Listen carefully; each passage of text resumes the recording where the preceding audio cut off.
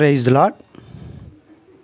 ఈరోజు హెబ్రోను క్యాలెండర్ వాక్య భాగంలో నుండి మనకివ్వబడిన లేఖన భాగాన్ని నేను చదువుతాను. ప్రియులారా గమనించండి. ఎఫెసీయులకు రాసిన పత్రిక అపోస్తలుడైన పౌలు ఎఫెసీయులకు రాసిన పత్రిక 1వ అధ్యాయము 3వ వచనాన్ని నేను చదువుతాను. ప్రియులారా గమనించండి. మన ప్రభు అయిన యేసుక్రీస్తు యొక్క తండ్రియగు దేవుడు స్తుతింపబడును గాక. ఆయన క్రీస్తునందు పరలోక విషయములలో ఆత్మ సంబంధమైన ప్రతి ఆశీర్వాదమును మనకు అనుగ్రహించెను. ప్రియులరా, ఈ చదవబడినటువంటి వాక్య భాగంలో మానవులమైన మనందరికీ కూడా మన ప్రభు అయిన యేసుక్రీస్తు వారు ద్వారా తండ్రి అయినటువంటి దేవుడు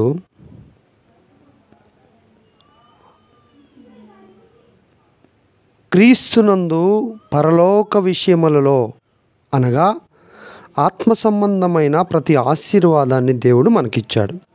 ప్రియులారా, ఆ ఆశీర్వాదాలు కంటికి కనపడేవి కాదు. దేవుడిచ్చే ఆశీర్వాదాలు కంటికి కనపడవండి. కనపడనవే ఆశీర్వాదాలు అని అంటారు.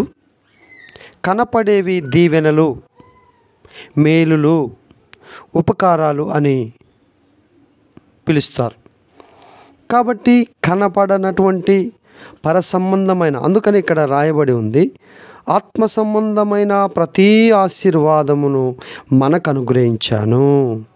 కనుక యేసుక్రీస్తు ద్వారా తండ్రి అయినటువంటి దేవుడు మన కొరకు ఆత్మ సంబంధమైన ప్రతి ఆశీర్వాదాన్ని దేవుడు మనకు అనుగ్రహించాడు. ప్రియులారా, ఈ ఆత్మ సంబంధమైన ఆశీర్వాదాలు ఏంటో మనం చూద్దాం. ఈ ఆత్మ సంబంధమైన ప్రతి ఆశీర్వాదాలు లోకములో ఎక్కడ ఎవరికి దొరకవండి. ఏ అంగట్లో దొరికేవి కాదు, ఏ వైద్యుని దగ్గర దొరికేవి కాదు. ఎక్కడ కూడా ఈ భూలోకంలో పరసంబంధమైన ప్రతి ఆశీర్వాదాన్ని పొందుకునేటువంటి ఇచ్చేటువంటి వారు మనకెవరు లేరు. అయితే తండ్రి అయిన దేవుడి ద్వారా, కుమారుడైన క్రీస్తు ప్రభు ద్వారా ఆ పరలోక సంబంధమైన ప్రతి ఆశీర్వాదాన్ని, ఆత్మ సంబంధమైన ప్రతి ఆశీర్వాదాన్ని మనకు అనుగ్రహించాడు. ఆ ఆశీర్వాదాలు ఏంటో ప్రియులరా మనం దేవుని వాక్య భాగంలో నుండి చూద్దాం. అవి ఎక్కడ దొరుకుతాయో అవి మనం చూద్దాం. పరిశుద్ధమైన బైబిల్ గ్రంథంలో మాత్రమే ఆ పరలోక సంబంధమైన ప్రతి ఆశీర్వాదాలు మన కొరకు దేవుడు సిద్ధపరిచి ఉన్నాడు. ఆ ఆశీర్వాదాన్ని మనం కూడా పొందుకొని దేవుని రాజ్యంలో మనం కూడా ఉండులాగున ఆ ఆశీర్వాదాలు ఎక్కడ ఉంటాయి, ఎవరి ద్వారా పొందుకుంటాం అనే విషయాలను మనం చూసుకుందాం. చూడండి, మొదటిగా ప్రియులారా మనం గమనిస్తే చూడండి, మొదటి ఆశీర్వాదం ఏంటో మనం చూద్దాం. చూడండి ప్రియులారా, మొదటి ఆశీర్వాదము పాపక్షమాపణ. మానవునికి పాపము చేసి ఆజ్ఞాతిక్రమించి పాపం చేయటం వలన దేవునికి దూరమైపోయాడు. కాబట్టి ఇప్పుడు ఆ పాప క్షమాపణ ఎలాగ కలుగుతుంది అని అంటే చూడండి, మొదటి యోహాను రాసిన పత్రిక, ప్రియులారా దేవుని పరిశుద్ధమైన బైబిల్ గ్రంథంలో నుంచి మొదటి యోహాను రాసిన పత్రిక 1వ అధ్యాయంలో 7వ వచనంలో మనం చూస్తాం. నేను చదువుతాను ప్రియులారా. ఆయన కుమారుడైన సగభాగము నుండి చదవండి, నేను చదువుతాను, వినండి. ఆయన కుమారుడైన యేసు రక్తము ప్రతి పాపము నుండి మనలను పవిత్రులుగా చేయును. కాబట్టి ప్రియులారా, ఈ లోకంలో పాపముల నుండి విడిపించుటకు ఆయనకు మాత్రమే అధికారం గలవాడు యేసుక్రీస్తు ప్రభువాడు. తన ప్రజలను వారి పాపముల నుండి ఆయనే రక్షించును గనుక ఆయనకు యేసు అను పేరు పెట్టబడెను. యేసు అనగా ఏంటో తెలుసా? యేసు అనగా రక్షకుడు, క్రీస్తు అనగా అభిషక్తుడు, ప్రభు అనగా పరిపాలించువాడు. కాబట్టి పరిపాలించే దేవుడు, శక్తిమంతుడైనటువంటి దేవుడు, పాపములో నిమిత్తము రక్తము కార్చినటువంటి దేవుడు, ఆయనే ప్రభు అయిన యేసుక్రీస్తు వారు. అందుకనే మొదటి యోహాను రాసిన పత్రిక 1వ అధ్యాయము 7వ వచనంలో చదివినట్లయితే, ఆయన కుమారుడైన అనగా యేసుక్రీస్తు రక్తము ఏం చేస్తుందంట? ఆయన కుమారుడైన యేసు రక్తము ప్రతి పాపముల నుండి మనలను పవిత్రులుగా చేయును. కాబట్టి ప్రియులారా, యేసు రక్తం ద్వారా మాత్రమే పాప ప్రక్షాళన జరుగుతుంది. యేసుక్రీస్తు ద్వారా మాత్రమే పాపము నుంచి విమోచన, పాపము నుండి విడుదల కలుగుతుంది ప్రియులారా. కాబట్టి మనము 9వ వచనం కూడా చూస్తే, ఆ పాపం చేసినటువంటి మనము మన పాపములను మనము ఒప్పుకొనిన ఎడలా, ఆయన ఎలాంటి వాడంట? యేసు రక్తం ద్వారా పాపమునకు ప్రక్షాళన దొరుకుతుంది, పాప క్షమాపణ దొరుకుతుంది. మన పాపములు మనం ఒప్పుకొనిన ఎడల ఆయన నమ్మదగిన దేవుడు, నీతిమంతుడు గనుక మన పాపములను క్షమించి సమస్త దుర్నీతి నుండి మనలను పవిత్రులుగా చేయును. కనుక యేసు రక్తంలోనే పరిశుద్ధత ఉన్నది. ఆయన రక్తం ద్వారానే మనం నీతిమంతులుగా తీర్చబడతాం. ఆయన పాప క్షమాపణ లేకుండా మనం నీతిమంతులా కాలేము. ఒకవేళ అలాగ చెప్పుకుంటే అంతకంటే ఎక్కువైనటువంటి పాపివి అవుతావు అని దేవుని వాక్యమే రాయబడింది. మనం పాపము చేయలేదని చెప్పుకొనిన ఎడల ఆయనను అబద్ధికునిగా చేయువారమగుదుము. కాబట్టి అందరూ కూడా పాపం చేసినటువంటి వారే, ఏ భేదం లేదండి. కుల, మత, రంగు, వర్ణ, చిన్న పెద్ద, వృద్ధ, యవన ప్రాయం, ఏ భేదం లేదు. చిన్నవారి మొదలుకొని బాల్యము నుండి వారి హృదయం అంతా కూడా చెడిపోయినదిగా ఉంటుంది. కాబట్టి చెడిపోయిన హృదయాన్ని దేవుడు పరిశుద్ధపరుస్తాడు. ఎలాగా?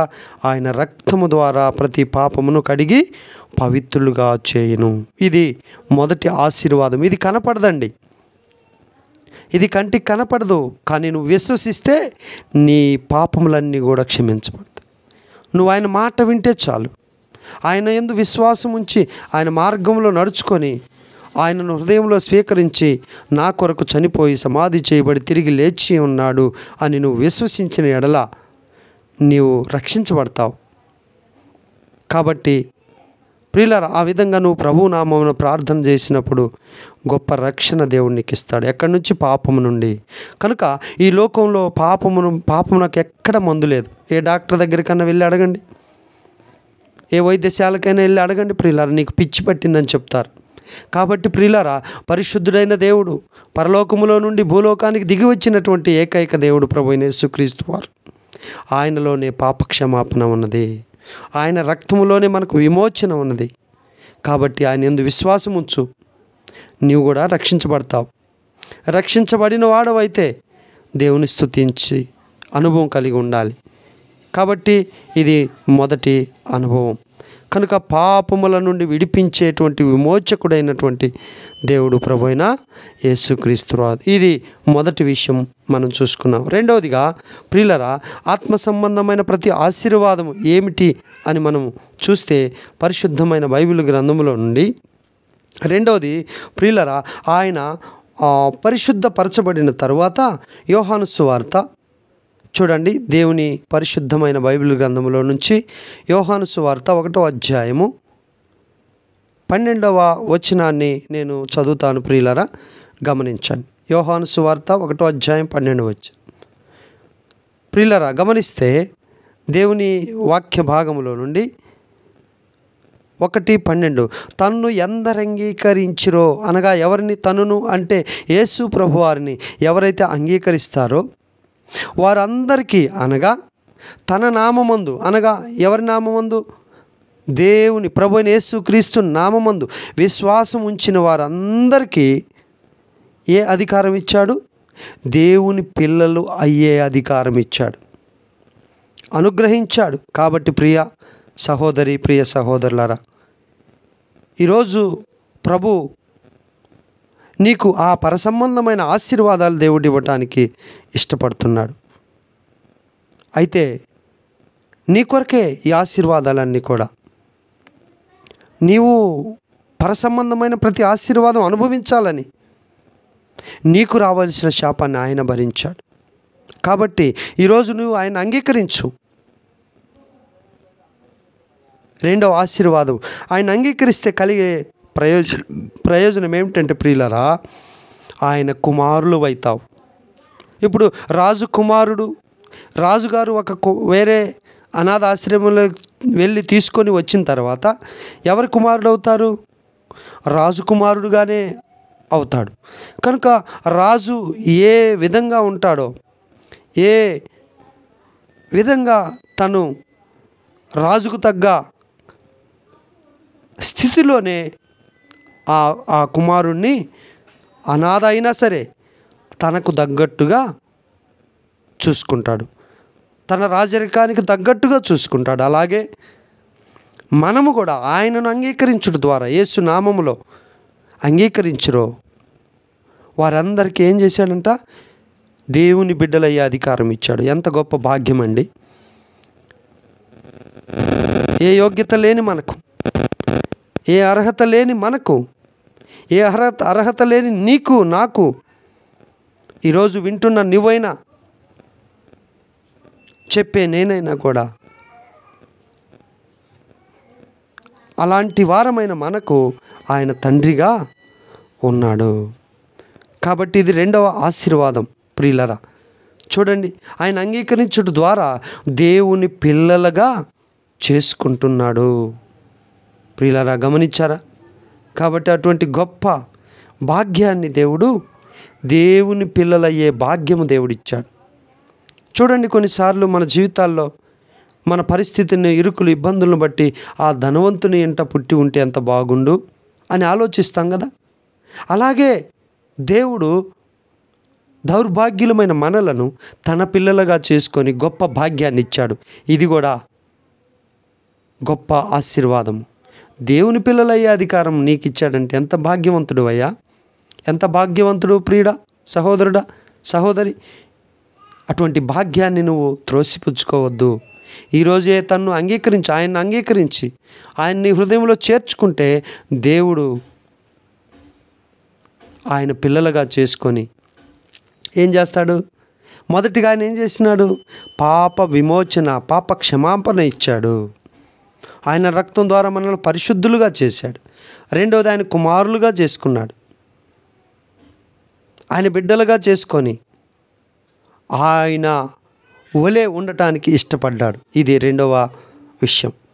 మూడవ విషయం మనం చూసుకుంటే ఎఫెసీయులకు రాసిన పత్రికలోనే 2వ అధ్యాయంలో ప్రియులారా చూడండి, నేను చదువుతాను.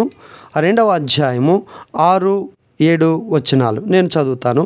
ఎఫెసీ మూడవ విషయం మనం చూస్తే ఆత్మ సంబంధమైన ప్రతి ఆశీర్వాదములలో మూడవ ఆశీర్వాదము ఏంటంటే ఆయన ఎదుట. 2వ అధ్యాయము 6వ వచనం, క్రీస్తు యేసునందు ప్రియులరా ఆయన మనకు చేసిన ఉపకారము ద్వారా అత్యధికమైన తన కృపా మహదైశ్వర్యమును రాబోవు యుగములలో కనపరుచు నిమిత్తము క్రీస్తు యేసునందు మనలను ఆయనతో కూడా లేపి. చూశారా ప్రియులరా, మనల్ని లేపాడు. కృంగిపోయిన మనలను, పాపములో ఉన్న మనలను పాపముల నుండి విడిపించాడు. మొదటి విషయం. రెండవదిగా, ఆయనకు దూరస్థులంగా ఉన్నప్పుడు, ఆయన కుమారత్వాన్ని పాపము వలన త్రోసిపుచ్చినప్పుడు, దేవునికి దూరస్థులమై అనాథులుగా తిరుగుతున్నప్పుడు ఆయన మరలా చేర్చుకొని తను అంగీకరించుట ద్వారా ఆయనే మనలను తన బిడ్డలుగా చేసుకొని, తన కుమారులుగా చేసుకొని ఇప్పుడు ఏం చేస్తూ ఉన్నాడు? పరలోకమందు ఆయనతో కూడా కూర్చుండబెట్టెను. ఎంత గొప్ప భాగ్యము దేవుడు నీకు నాకు దేవుడు అనుగ్రహించాడు. ఇవేనండి పరసంబంధమైన ప్రతి ఆశీర్వాదాలు. ఇలాంటి గొప్ప ఆశీర్వాదాలు దేవుడు నీకు ఇవ్వటానికి సిద్ధంగా ఉన్నాడు. నువ్వు పొందుకోవటానికి సిద్ధంగా ఉన్నావా? త్రోసిపుచ్చుతున్నావా? ఎన్నోసార్లు వింటున్నావు కానీ పెడచెవిని పెడుతున్నావు. రేపు లేని వాయిదా వేసుకుంటున్నావు. ఇంకా సమయం ముందు లేని అలక్ష్యం చేస్తున్నావు. ఎంతకాలం ఇలాగా దేవుడిచ్చిన సమయాన్ని వృధా చేసుకుంటాం. రేపు నీది కాదు ప్రియుడా. ఏ క్షణమున ఏమి సంభవించునో ఎవనికి తెలియదు. అందుకనే సమయమును పోనీక సద్వినియోగం చేసుకొంచు. అజ్ఞానుల వలె కాక జ్ఞానము గల వారి వలె నడుచుకోవాలని యేసుక్రీస్తు ప్రభువారు సెలవిస్తున్నాడు. ఎందుకని అలా చెప్తున్నాడంటే దినములు చెడ్డవి. దినములు చెడ్డవండి. గనుక మీరు సమయమును పోనీక సద్వినియోగం చేసుకోవాలి. ఈరోజు దేవుడు నీతో కూడా మాట్లాడుతున్నాడు. ఇలాంటి సమయాలు ఎన్నో సద్వినియోగం చేసుకోకుండా పెడచెవిని పెట్టి రేపు చూద్దాంలే అని నువ్వు నిర్లక్ష్య చేసి ఉండొచ్చు. కానీ ఈరోజు మరలా ప్రభు నీతో మాట్లాడుతున్నాడు. ఆయన బిడ్డలుగా చేసుకోవాలని, ఆయన నీ పాపముల నుండి నిన్ను విమోచించాలని, ఆయన బిడ్డలుగా చేసుకోవాలని, ఆయన పక్కన ఆయనతో పాటు కూర్చుండబెట్టుకోవాలని, అంతేకాదు ఆత్మ సంబంధమైన ప్రతి ఆశీర్వాదాన్ని దేవుడు నీకు ఇవ్వటానికి ఇష్టపడుతున్నాడు. నిన్ను ప్రేమించి నీ వద్దకు తన వాక్కును పంపి ఆత్మ సంబంధమైన ప్రతి ఆశీర్వాదం, ఈ ఆత్మ సంబంధమైన ప్రతి ఆశీర్వాదాలు ఇంకెవరు తీసివేయలేరండి. ఎవరు ఇవ్వలేరు. యేసు ప్రభువారు తప్ప ఎవరు తీసివేయలేరు. ఇటువంటి గొప్ప ఆశీర్వాదాలు ఈరోజు నీకు మనందరికీ ఇవ్వటానికి సిద్ధంగా ఉన్నాడు. పొందుకున్న నీవు ప్రభువుని ఘనపరచాలి. ఇంకా పొందుకోలేదేమో. అందుకనే ఎఫెసీ 1:3 మన ప్రభు అయిన యేసుక్రీస్తు యొక్క తండ్రి యొక్క దేవుడు స్తుతింపబడునుగాక. రక్షించబడిన నీవు, పాప క్షమాపణ పొందిన నీవు, దేవుని కుమారుడుగా దేవుని తండ్రిగా స్వీకరించిన నీవు, పరసంబంధమైన ప్రతి ఆశీర్వాదం పొందుకున్న నీవు దేవుని స్తుతించే బిడ్డగా ఉండాలి. ఇంకా దేవుని అంగీకరించకుండా నీ పాపముల చేతనే నువ్వు అలాగే ఉంటే నీ పాపాలు నిన్ను పట్టుకుంటాయి. ఒకరోజు నీ పాపము నిన్ను పట్టుకొని ఈడ్చుకొని వస్తాయి. అప్పుడు భయంకరమైన నరక వేదన. దాని నుండి తప్పించాలని ప్రభు శాశ్వతమైన ప్రేమతో నిన్ను ప్రేమిస్తూ ఉన్నాడు. ఈరోజు ప్రియుడా, నీ హృదయాన్ని కఠినం చేసుకోవద్దు. నీవు త్రోసిపుచ్చవద్దు. ఇప్పుడే నీ హృదయం ముందు యేసు ప్రభువా నేను పాపిని ఒప్పుకో.